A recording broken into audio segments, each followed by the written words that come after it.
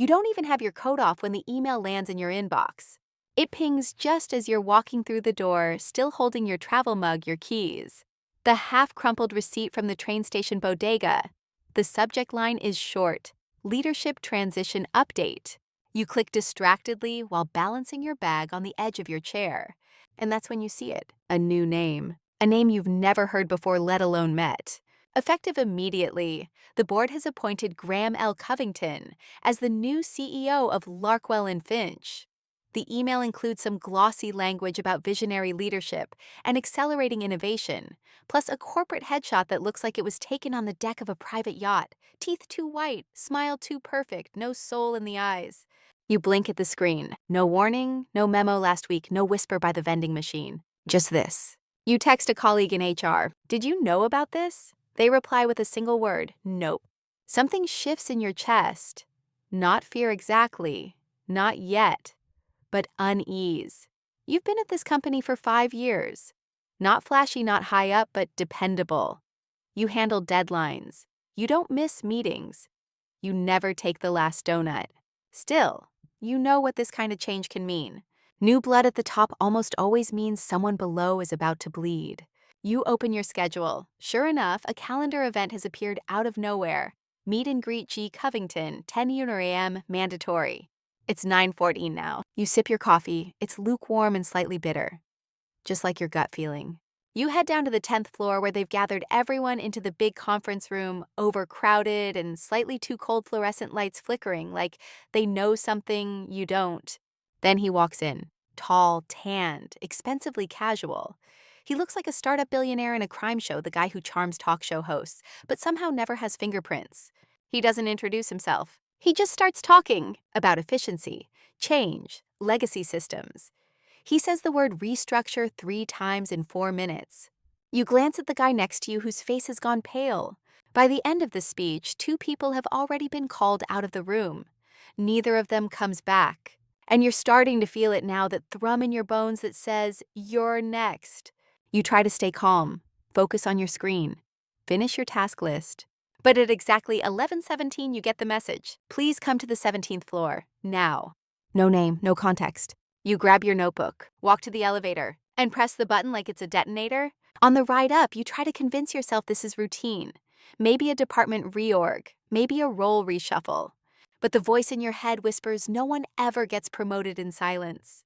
You arrive at the top floor where the air feels 10 degrees colder and the carpet somehow more expensive. His assistant greets you with a tight smile. Right through there. You step into the office, and that's where everything changes. He doesn't look up when you walk in, just gestures lazily at the chair in front of his massive, nearly empty desk like he's swatting at a fly. You sit your notebook balanced on your knees, palms already sweating. There's no HR rep, no second person, just you and him and a wall of windows behind him that make him look like he's floating. Graham L. Covington finally glances up. Not a smile, not even eye contact, just a flick of recognition like he's mentally checking your name off a list. So he says, what's your name again? You say it. He doesn't repeat it, doesn't nod. He leans back in his leather chair, sighs like this is all such a burden, then says we're doing a quick rebalancing. Efficiency review. You've probably heard. You haven't, not from anyone official. We're letting you go. It takes you a second to process it. You blink, wait for more, some reasoning, some explanation, a warning. Instead, he's already tapping something on his phone. Done with you. I'm sorry, what you ask, voice a little smaller than you intended. His eyes don't leave the screen. Termination package will be in your inbox by end of day. 2-week severance, standard. That's it. That's your meeting. 4 minutes total. You feel your ears buzz, your jaw tightens. This is how it ends. Not even a full sentence about your work, your 5 years of spreadsheets and presentations and late nights fixing someone else's mess. You say quietly, I've done nothing wrong. He shrugs. It's not personal, it's organizational. But the way he says it, the casual cruelty in it, tells you it absolutely is personal. He knows who you are. He knew before you walked in. And whatever this is, it was never about performance. You stand up slowly because if you move too fast, you might throw something, like your chair or your last shred of professionalism. You walk to the door. His voice follows you. Good luck. It's not warm. It's not even cold. It's hollow. A throwaway line from a man who's already forgotten your name. You step out into the hallway and try to breathe, but your lungs aren't listening. You make it into the elevator before the tears prick at the corners of your eyes. Not full sobs, just that hot, stinging betrayal that settles into your throat like acid. When the elevator doors close, you let out one long, quiet exhale. You're not crying because you lost your job. You're crying because he took your dignity with it. And he didn't even flinch. By the time you reach the lobby, your face is dry. You walk across the polished floor like you've still got a badge in your pocket. You pass the reception desk, the cafe you use to order lunch from the security guard who smiles but doesn't stop you. No one knows you're gone yet, and somehow that makes it worse. Because in this place, this beautiful glass and metal tower, you helped keep running, your absence won't be noticed. Not right away. You step outside into the sharp afternoon light. The city is loud, alive, and for a moment you feel absolutely invisible. You find a bench 2 blocks down. Sit. Your phone buzzes. Subject termination package Larkwell and Finch. You don't open it. Not yet. Instead, you open Notes. Create a new file. Title it, Everything I Know About Graham Covington. You type the first sentence slowly. He fired me in under 4 minutes. You're not sure how long you sit on that bench. The city swirls around you, horns, heels, conversations half heard. But you stay still, blinking at your phone like it's a crime scene. 4 minutes. 4 minutes to erase 5 years. No warning, no review, no closure. Just a clean cut. You finally stand and walk back, not inside the building, but around the block to the side entrance, the one the deliveries come through. The one you've used twice in 5 years, both times during construction. Security doesn't stop you. You still have your badge. No one's revoked it yet. You take the stairs to your floor, slowly, counting each one. When you arrive, the office is humming, phones ringing, keys clicking. No one knows yet. No one's expecting anything. You blend in like a ghost. Your desk is still there untouched. Your monitor glows softly, a screensaver of mountain peaks flickering in silence. You open your drawer, start pulling out your things. Notebook, mug, the photo of your niece you keep tucked behind the monitor. Your emergency chocolate bar half melted and forgotten until now. You pack slowly, methodically. You try not to let the sound of your breathing betray what you're holding back. And then, mid-pack, you hear them. 2 people in the conference room. The glass isn't soundproof. You pause, hand hovering over your mouse pad, and tilt your head just enough. It's Graham, the new CEO. And someone else, probably financed by the voice. Male. Hesitant. I thought she was handling the Oaks file, the voice says. She was, Graham replies, his voice sharp and flat, but she was part of the old structure. We needed to sever that, cleanly. There's a pause, then quieter. It just feels like it wasn't her fault. She didn't even know about the override. You freeze. Oaks? The name hits you like a jolt of cold water. You did handle that file 3 months ago. A procurement deal that got suddenly pulled without explanation. You were told to back off, that the executive team was reassessing. And now they're saying you were a liability. Another voice speaks, female this time. You don't recognize it. We don't need it getting out that he signed those papers himself. Just make sure the narrative stays clean. She's replaceable. Replaceable. That word slices something inside you. You stand there breathing through your teeth, gripping the edge of your desk so tightly your fingers ache. Replaceable. You could burst in right now. Call them out, say everything, demand answers. But you don't. You grab your box, slide your bag over your shoulder, and walk out without a sound. No scene, no vengeance. Not yet. The elevator ride down is quiet again. You look at your reflection in the steel doors, and this time you don't look invisible. You look patient. You look dangerous. You step into the street. You don't call a friend. You don't go home. You find the nearest cafe with strong Wi-Fi and a back corner booth. You order something bitter and black. You set down your box and open your laptop. You log into your personal account and start digging. Old emails, saved contracts, names from past projects. And then with slow, deliberate keystrokes, you search. Graham L. Covington terminated positions, NDA's Oaks procurement dispute. The results aren't obvious, but the threads are there. And if there's one thing you've always been good at, it's following a trail no one wants you to see. You're not sure how long you sit on that bench. The city swirls around you, horns, heels, conversations half heard, but you stay still, blinking at your phone like it's a crime scene. 4 minutes. 4 minutes to erase 5 years. No warning, no review, no closure. Just a clean cut. You finally stand and walk back, not inside the building, but around the block to the side entrance, the one the deliveries come through. The one you've used twice in 5 years, both times during construction. Security doesn't stop you. You still have your badge. No one's revoked it yet. You take the stairs to your floor, slowly, counting each one. When you arrive, the office is humming, phones ringing, keys clicking. No one knows yet. No one's expecting anything. You blend in like a ghost. Your desk is still there untouched. Your monitor glows softly, a screensaver of mountain peaks flickering in silence. You open your drawer, start pulling out your things. Notebook, mug, the photo of your niece you keep tucked behind the monitor. Your emergency chocolate bar half melted and forgotten until now. You pack slowly, methodically.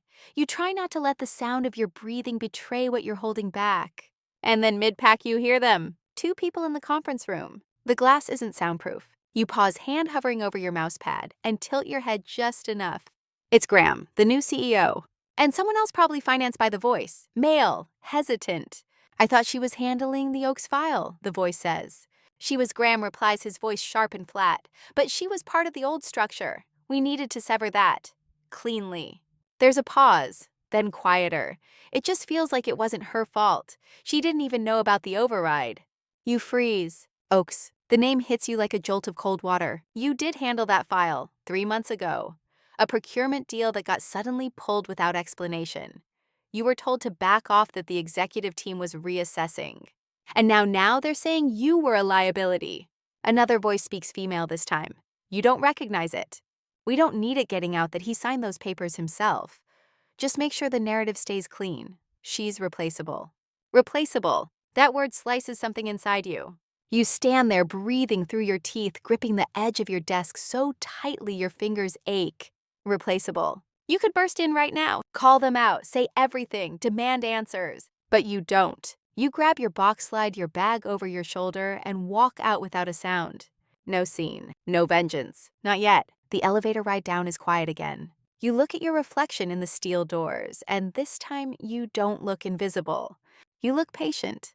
You look dangerous. You step into the street. You don't call a friend. You don't go home.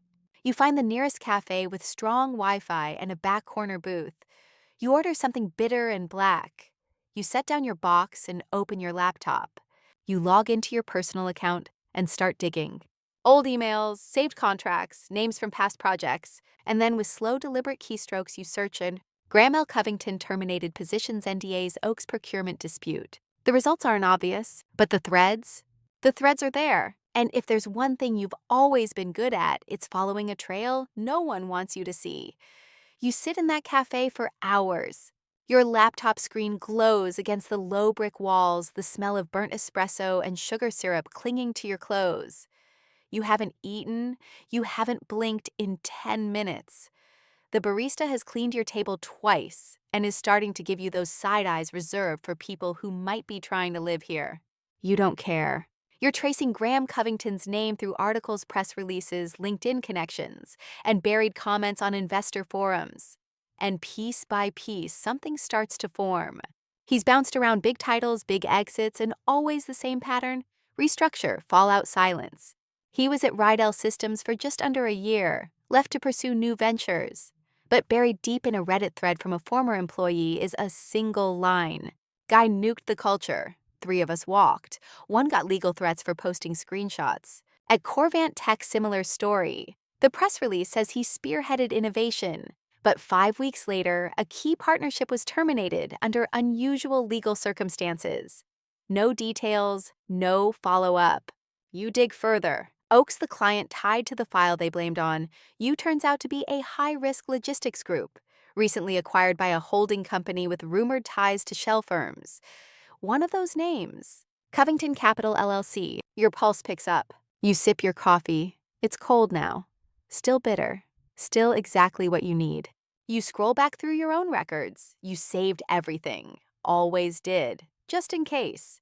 There's an internal doc from 3 months ago before Graham arrived where your team raised red flags about the Oaks contract.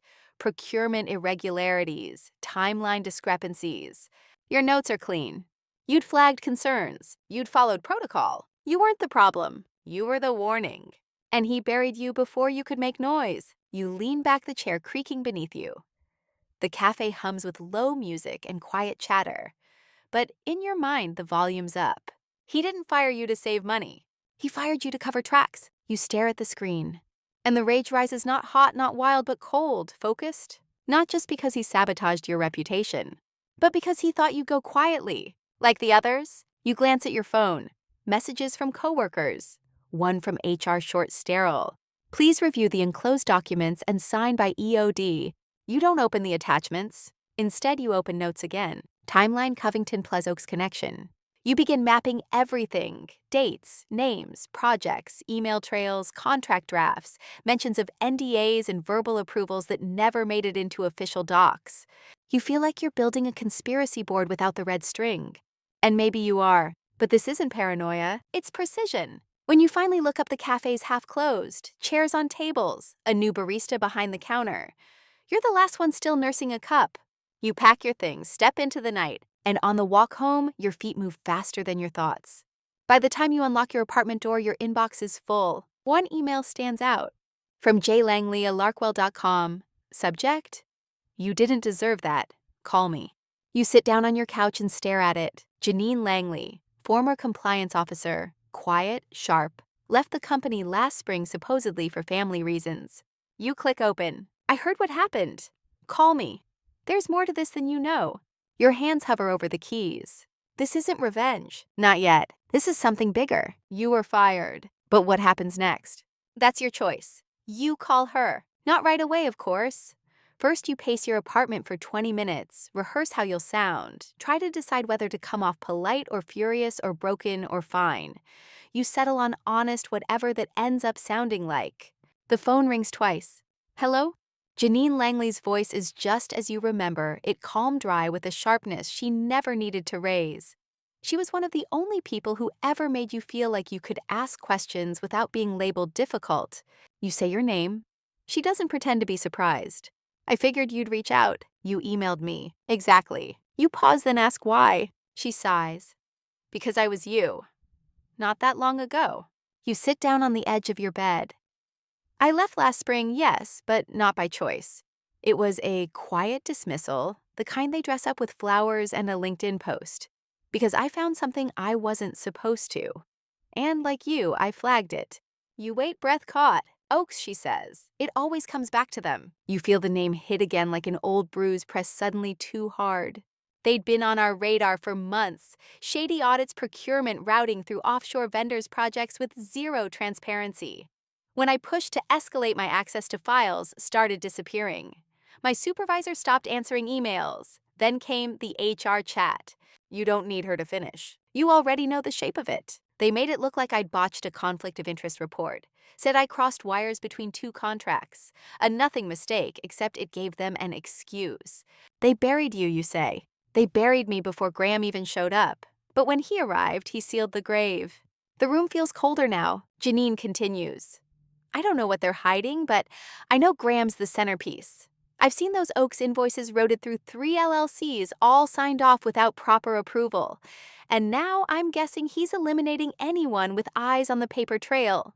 You close your eyes. He blamed me for the Oaks file. Of course he did, she says, because you're clean, too clean. You left a trail that doesn't match the one he's trying to write. You're quiet. There's a sound in your chest that's part heartbeat, part ignition. I've been digging you, tell her. I've got names, memos, timestamps. A beat of silence.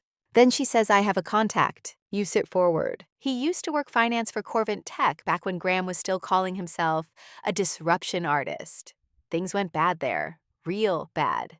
But no one talks about it because the right palms got greased.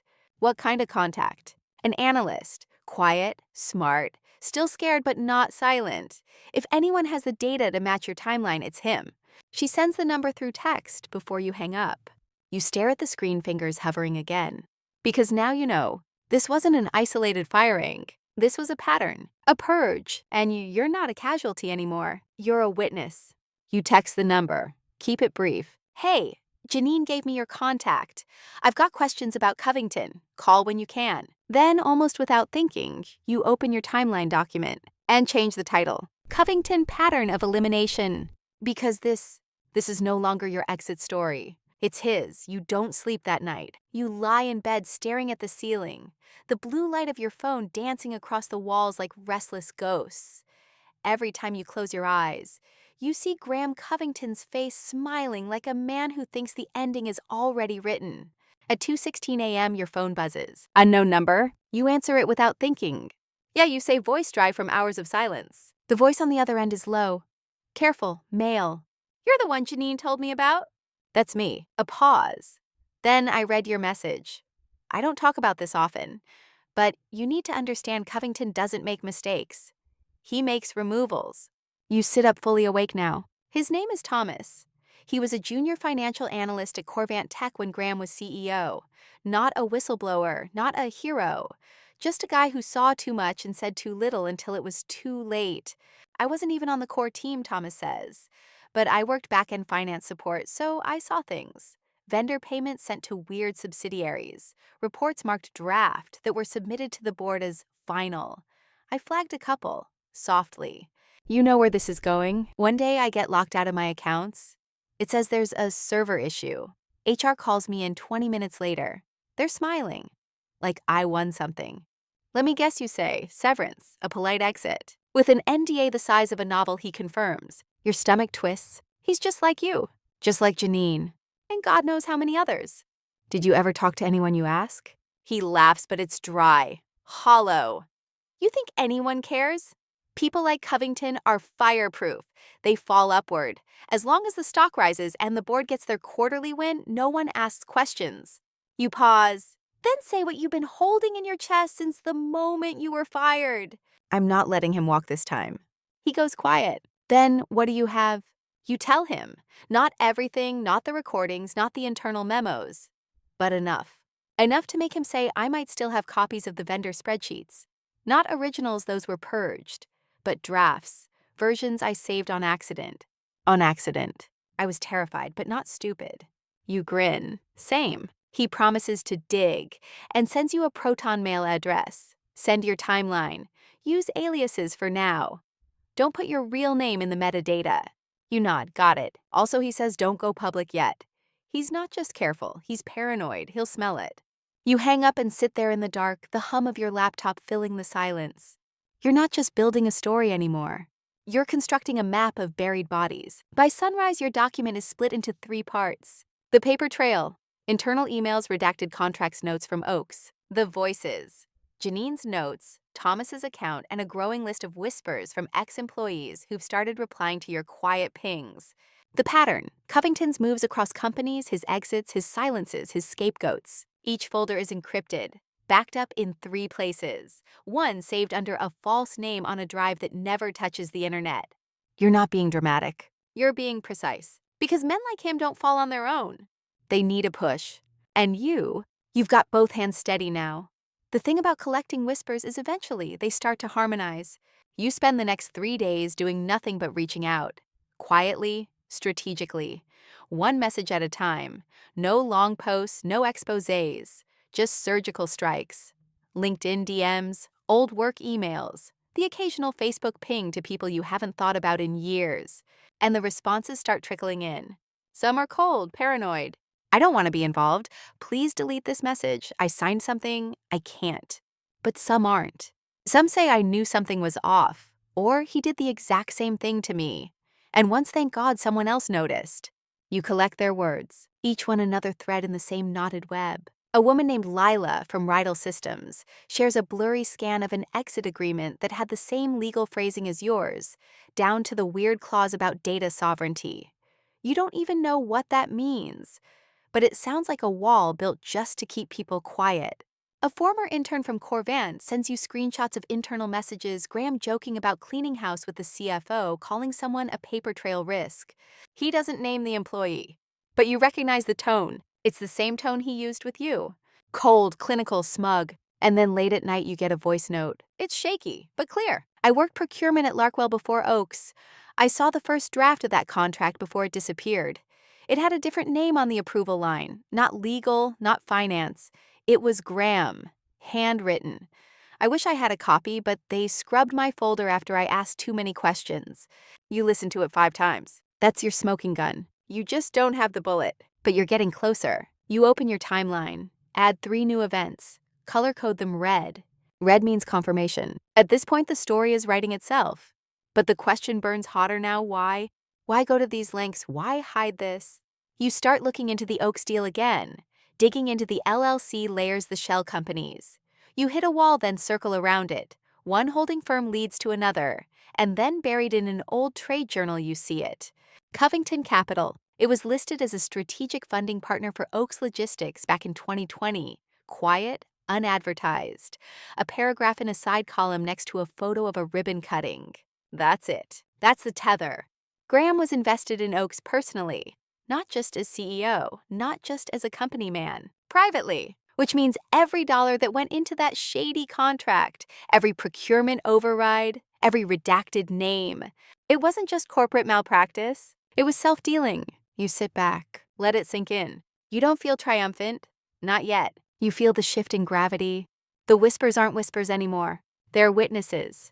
And you're no longer documenting damage. You're building a case. That night, Janine calls you again. "You look tired," she says. You laugh even though she can't see you.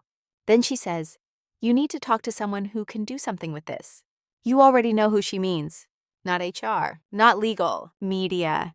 You've got a contact, an old college classmate, a business reporter who once owed you a favor for covering her presentation at a networking event after she got food poisoning. You dig up her number, type a message. You hesitate, then send it. "I've got something big. You're going to want to see this."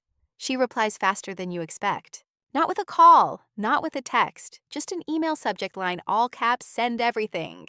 You pause, because this is the moment it becomes real. Until now, everything you've gathered, the interviews, the whispers, the buried invoices, it's lived in private folders and quiet conversations. But hitting send means letting it loose. It means handing your story over to someone who has the power to take it public.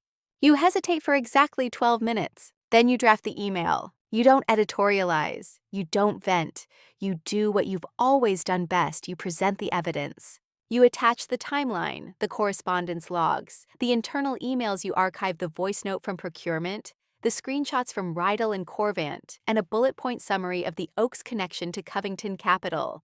You end with one line. "I was fired to protect this." Then you hit send and breathe. Not relief, not yet, just air. She calls 20 minutes later. Her voice is low, urgent, wide awake despite the late hour. "Jesus," she says. Jesus. You say nothing. 'Cause what can you say? You've been living inside this maze for weeks. For you, it's familiar. But for her, it's a bomb. This is enough for a feature, she continues. It won't be a headline yet, not without confirmation. But if even half of this checks out, it's not just unethical, it's criminal. You say, "I want you to run it." She pauses. "Are you ready for that?" You look around your apartment, half-lit, cluttered with notebooks and half-drunk tea and folders full of screenshots. You haven't been sleeping. You've barely been living. "I'm ready," you say. Then softer. "It's not just about me anymore." She tells you she'll loop in legal, begin verifying. She asks for anonymity for now. You agree. You trust her as much as anyone can be trusted when headlines get involved. You hang up feeling something shift, not closure, but control. You didn't think you'd get this far. You thought you'd unravel, that he'd win, that your firing would stay what it was, a quiet vanishing. But now someone else knows. Now the story is moving. The next morning you wake up to 2 missed calls and a new email from her. Subject confirmed, sources aligned, draft in progress. It's happening. And just in time, because your inbox also holds something else. A new email from hralarkwell.com, subject regarding your termination, request for clarification. You open it slowly, heartbeat skipping. We'd like to better understand the nature of your recent online activity and whether any internal data has been distributed without authorization. Please be advised that breach of your agreement could result in legal consequences. You don't smile, but you do feel it. Panic, not yours, his, because they know something's coming. And they're trying to scare you first. You forward it to the reporter. She replies with just 2 words. Perfect timing. Then 30 minutes later, another email. Same HR address, same sender, different tone. We'd like to request a phone conversation to discuss your departure. Please let us know your availability. You don't reply. You've spent weeks holding back your voice. Now someone else is speaking for you. And soon, everyone will hear it. You don't answer the HR email. You don't call them back. You've said enough. Besides, anything you say now, they'll only try to twist it. You're not giving them a single word they didn't earn. Let them sit in their confusion. Let them guess what you know, how much you've shared, and who's already asking the questions they can't control. You spend the morning in a haze of quiet power. It's a strange feeling, this calm. Like you've stepped out of a burning building and somehow found fresh air. You know the flames are still spreading behind you, but for once they're not at your heels. They're at his. And the wind is changing direction. Your phone buzzes. It's the reporter again. She wants a meeting, in person, tonight. You agree, send the name of a bookstore cafe on the quiet side of town. No logos, no paparazzi. Just a place where truth doesn't have to shout to be heard. You arrive early because of course you do. It's who you've always been, the one who's prepared, who double checks, who notices the details no one else catches. You sit in the back corner with a black tea and your notes waiting. She walks in 5 minutes late, a laptop bag slung over her shoulder and dark circles under her eyes. She doesn't bother with pleasantries. This is going to be bigger than I thought. You nod, I figured. She opens her laptop and starts talking fast. We confirmed the Corvant documents. The analyst Thomas, he backed up everything you said. My editor looped in a legal reviewer already. The procurement signature from the Oaks contract is definitely Graham's. And there's more. She scrolls, clicks. There's an offshore account, Cayman-based. The same holding firm that owns Covington Capital also lists Graham's brother as a silent director.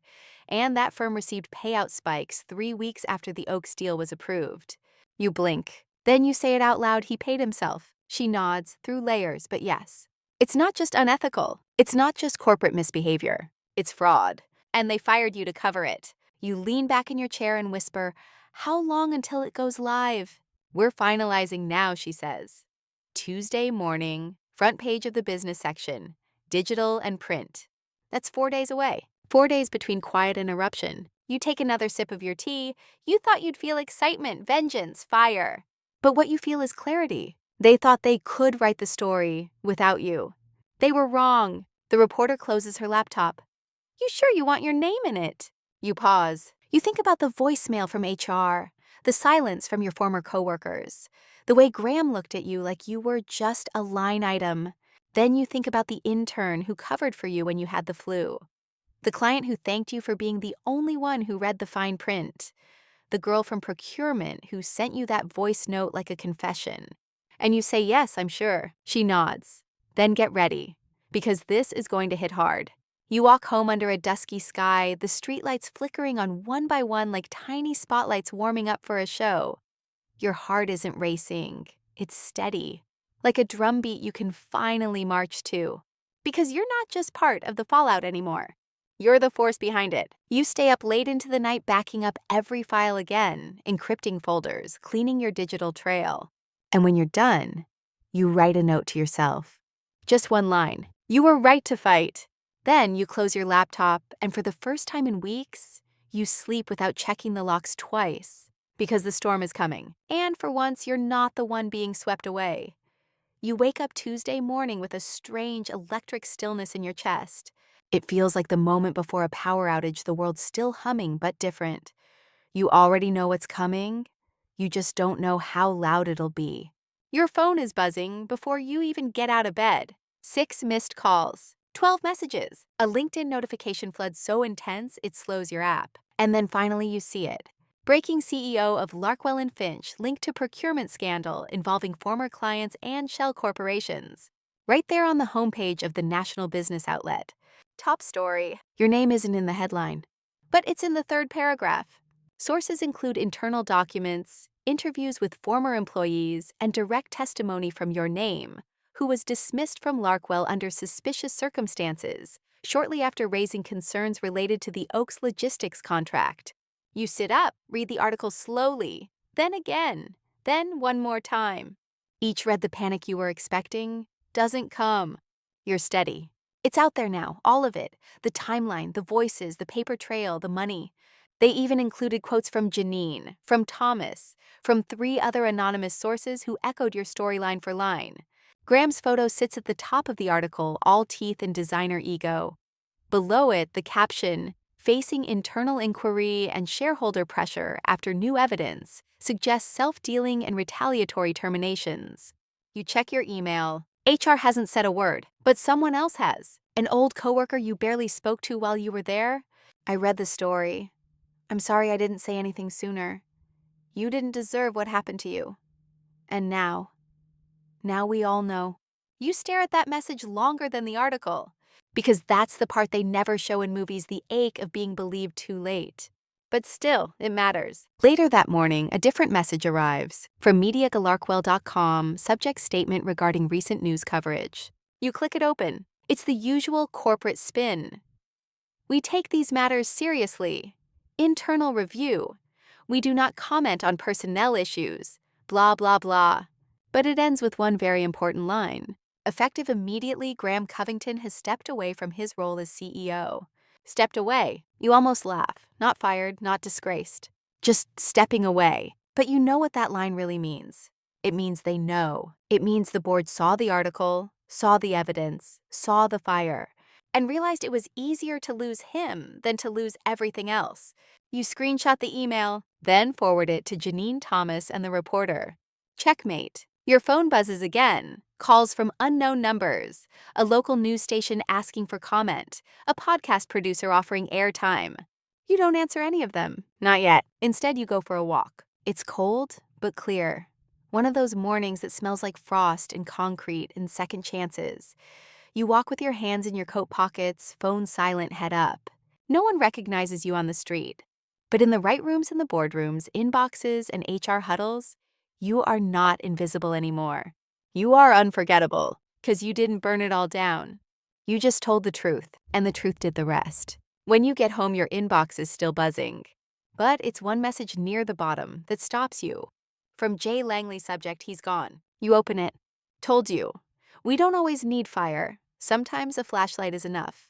You sit back, letting those words settle in your ribs like heat. You didn't scream.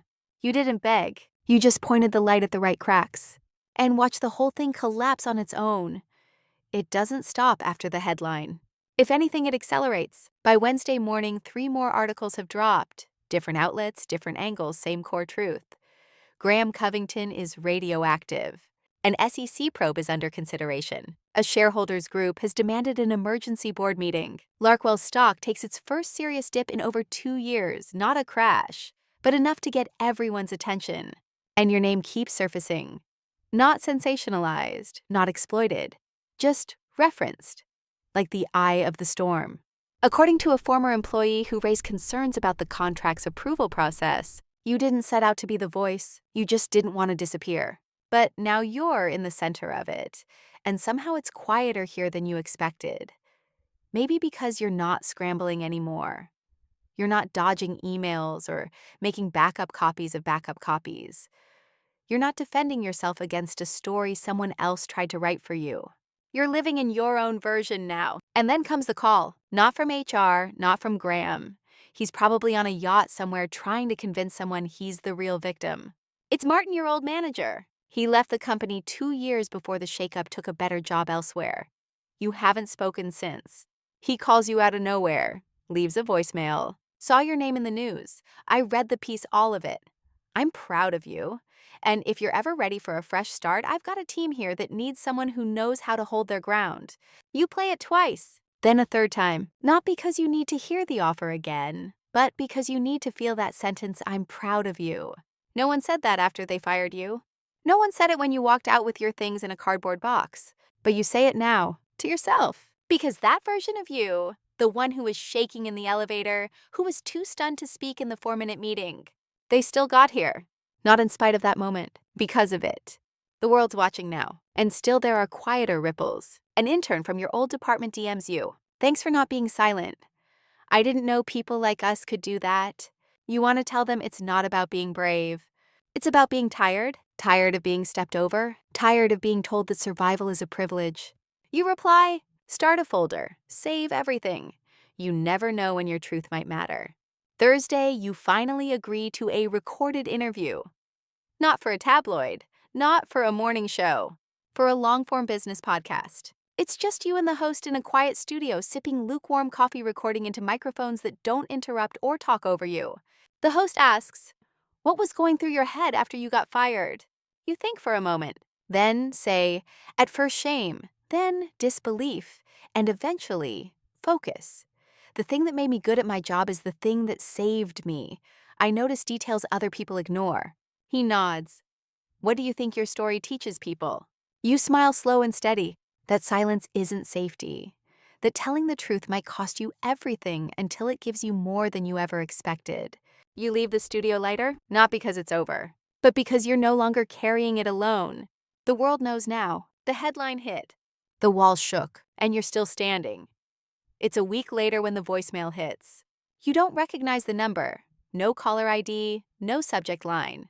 Just a silent ping at 11:13 a.m. while you're making lunch stirring pasta you're not even hungry for. You almost delete it. Then something in your gut stops your thumb. You hit play. It starts with silence, then breathing, then a voice you know in your bones. "Hey, it's Graham." You freeze, wooden spoon hovering midair. "I don't expect you to listen. Honestly, I didn't think I'd ever call you, but I saw the article. I saw what they're saying." His voice is different. Lower, slower.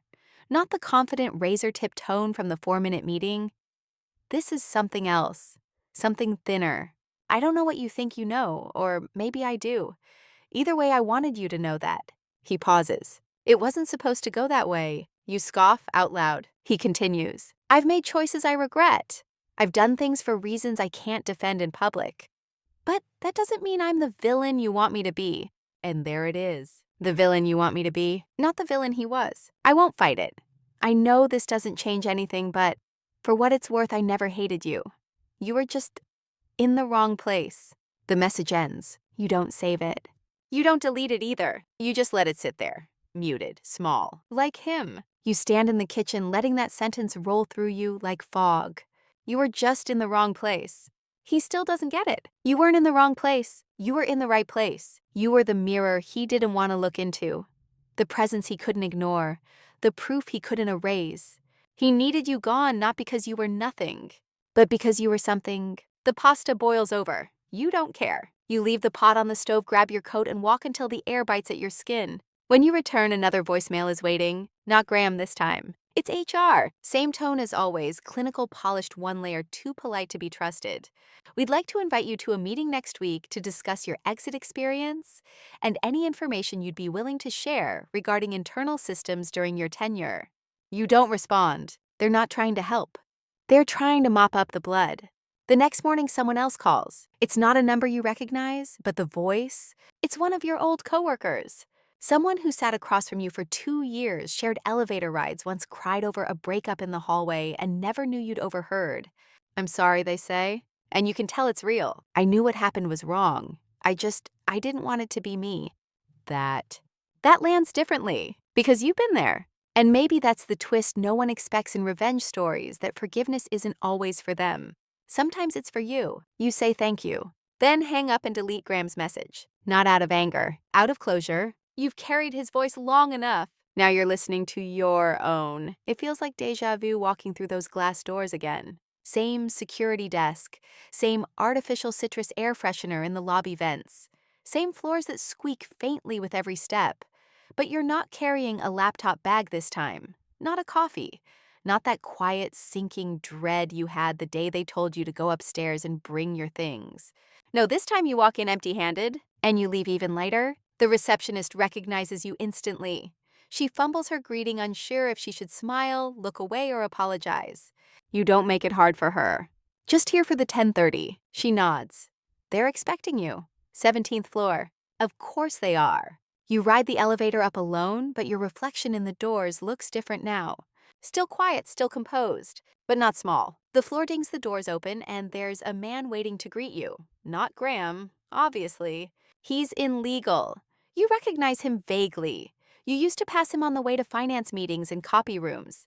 He has that well-pressed look people wear when they're about to ask you for something while pretending they're doing you a favor.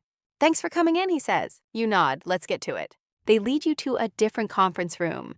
Not the sleek, intimidating one where you used to see executives present vision decks no one believed in. This room is smaller, windowless, functional. HR is there too, and someone from compliance. There's tea waiting on the table, polite rehearsed gestures everywhere. You sit, and they start with it. We'd like to move forward constructively. You nearly laugh. Instead, you let them talk. They apologize for how the termination process was handled. They say the company was not aware of certain information at the time. They assure you that internal safeguards are being reviewed. You wait. Then you ask it plainly. What do you want from me? They blink. Well, the legal guy says, now that Mr. Covington has stepped away, we're working on course correction. Damage control, frankly. You've become a central figure in the narrative. If we could align on language, or if you'd be open to offering a statement of mutual resolution, we think it could help calm tensions. You nod slowly. You want me to make it sound like everything's fine. Silence. You want me to water down the truth you continue, so the board doesn't feel the heat. So you can tell the investors the storm's past. No, just balance, HR says, closure. You smile, because this is the exact kind of language people use when they want to fix the surface and leave the rot in place. You sip the tea, and then you say it. I'll release a statement, but on my terms. Of course they say. But they're nervous now. I'll thank the employees who stood by me. I'll reiterate what's already public record. But I won't retract what I said. I won't soften it. And I definitely won't pretend the silence from this company was anything but strategic. They glance at each other. Understood, legal says. You can feel their tension. They want to argue. They want you to play along.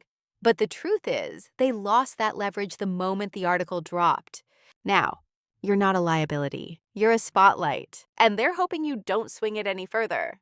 They offer you a consulting fee for your time. You accept it. Why not? You earned it. When the meeting ends, you walk out calmly past the floor where you used to sit, where your old desk was turned into a collaboration nook. You don't stop.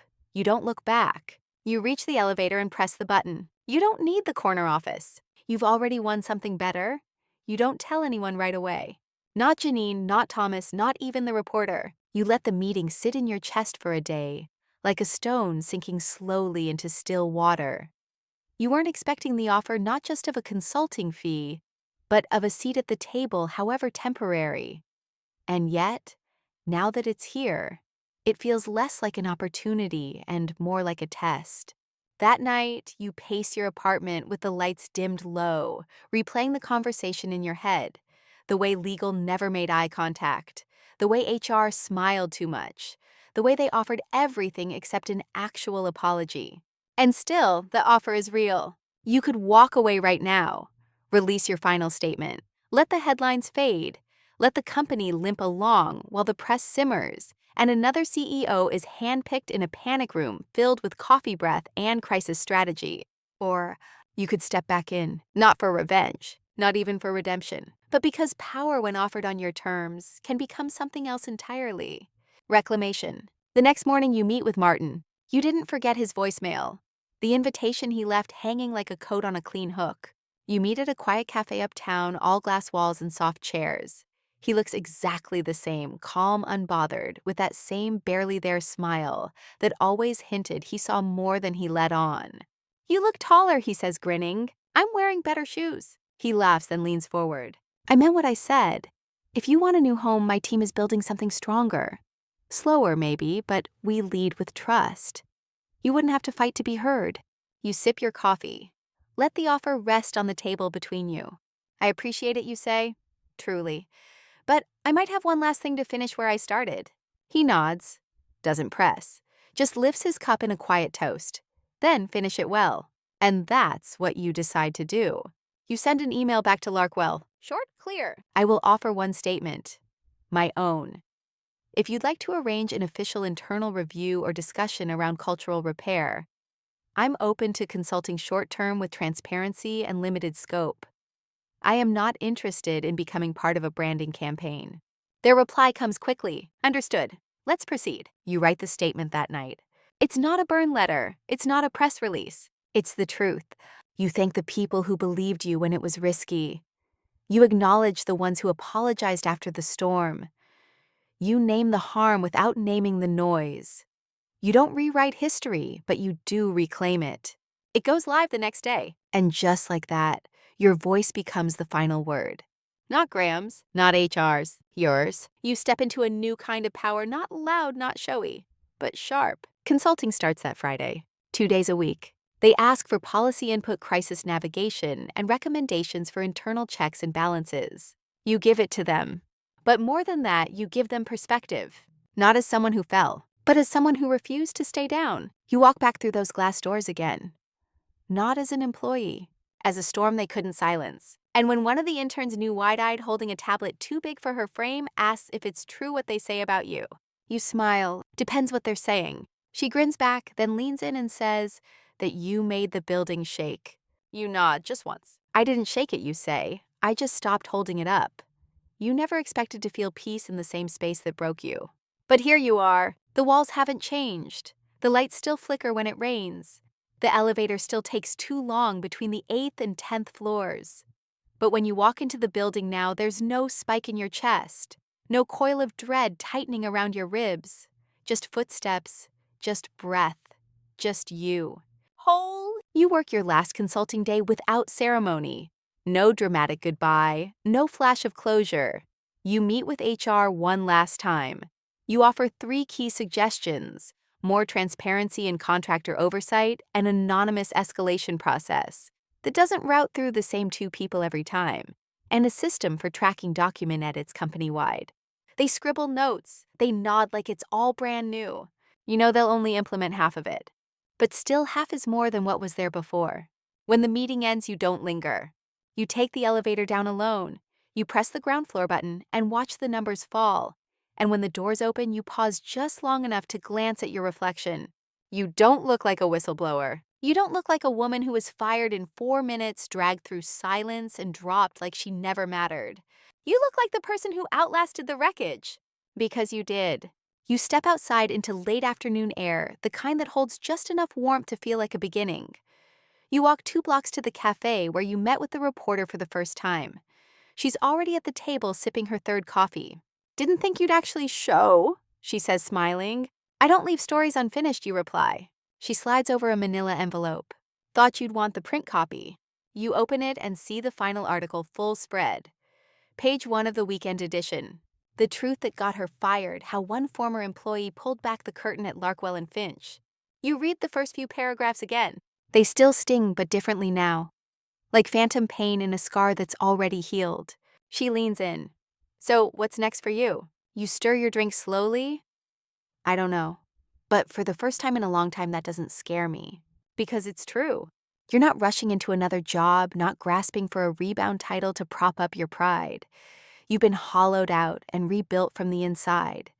You've learned how to sharpen your voice, hold your ground, and walk away without looking back. And that's worth more than any severance check ever written. A week later, you receive one final message. A handwritten note, no signature, just 5 words. You are never replaceable, someone who watched. You tuck it into the back of your journal, not because you need it, because it's a reminder of something you've learned. Survival is not just getting through something. It's coming back stronger without turning cruel. You don't plan your future yet.